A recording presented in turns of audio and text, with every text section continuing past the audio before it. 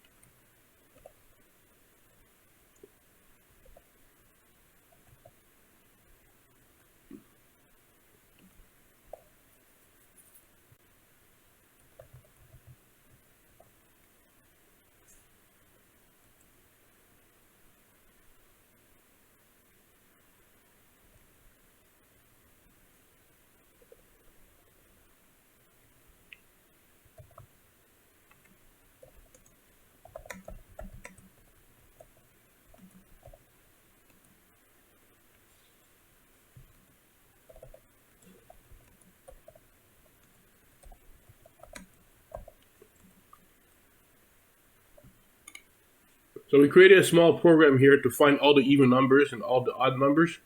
And in this program here is going to find over here all the even numbers. So if you do the modulus in 2, and if the remainder is 0, it means it's an even number and you append it. If not, you continue. You just append the rest of the numbers inside of the rest of the numbers, which means the odd numbers. And here it is.